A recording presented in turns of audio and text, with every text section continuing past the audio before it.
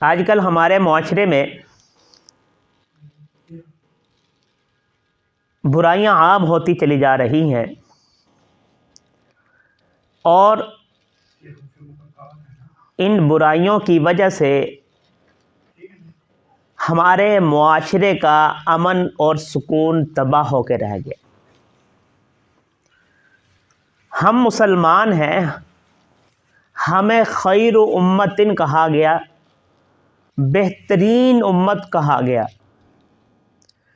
اور بہترین امت ہونے کے ناطے ہونا تو یہ چاہیے تھا کہ ہم حضور اکرم صلی اللہ علیہ وسلم کی تعلیمات پر عمل کرتے ہوئے معاشرے میں اپنے آپ کو بہترین امت کے افراد ثابت کرتے، لیکن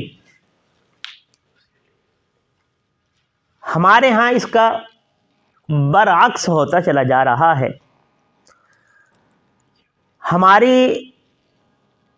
ہمارا سماج تو ایسا ہونا چاہیے تھا کہ لوگ ہمیں دیکھ کر، غیر مسلم ہمیں دیکھ کر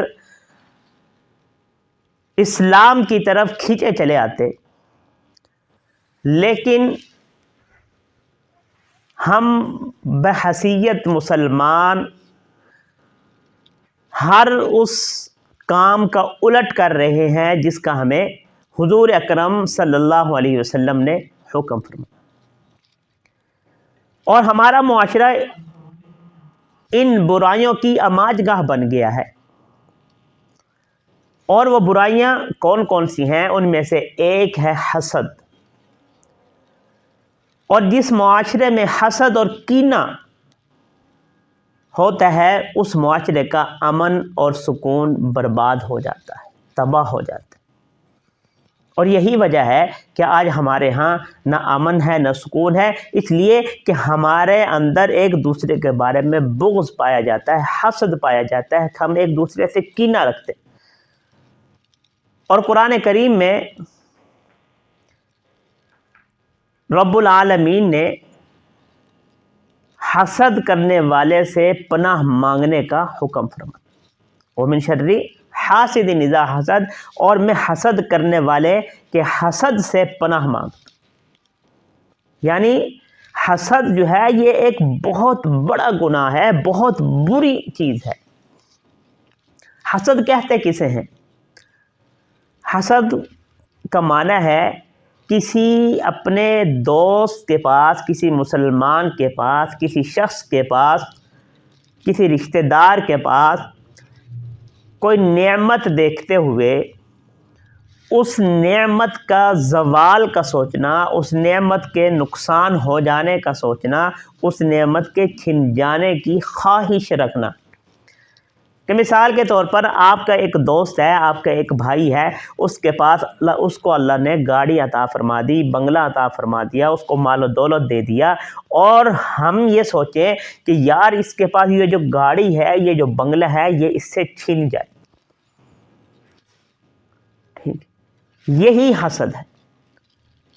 اور آپ صلی اللہ علیہ وسلم نے ایک حدیث میں ارشاد فرمایا کہ ایک دوسرے سے حسد نہ کرو، ایک دوسرے سے بغض نہ رکھو، ایک دوسرے کے پیچھے قیمتیں نہ بڑھاؤ، ایک دوسرے کو دھوکہ مت دو، تم مسلمان ہو، تم آپس میں بھائی بھائی بن جاؤ۔ آپ صلی اللہ علیہ وسلم نے حسد کرنے سے اور دھوکہ دینے سے، بغض رکھنے سے منع فرمایا کہ مسلمان کا یہ شعار نہیں ہے کہ وہ اپنے مسلمان بھائی سے بغض رکھے، وہ اپنے مسلمان بھائی سے حسد کرے، وہ اپنے مسلمان بھائی کو دھوکہ دے۔ یہ مسلمان کی شان نہیں۔ مسلمان کبھی اپنے مسلمان بھائی سے حسد نہیں کر سکتا، مسلمان کبھی اپنے مسلمان بھائی سے بغض نہیں رکھ سکتا، مسلمان کبھی اپنے مسلمان بھائی کو دھوکہ نہیں دے سکتا۔ کیوں؟ آپ صلی اللہ علیہ وسلم نے ارشاد فرمایا۔ اور ایک حدیث میں ہے، آپ صلی اللہ علیہ وسلم نے ارشاد فرمایا کہ حسد یہ نیکیوں کے نور کو بجھا دیتا ہے۔ حسد نیکیوں کے نور کو بجھا دیتا ہے۔ ایک اور حدیث ہے، فرمایا کہ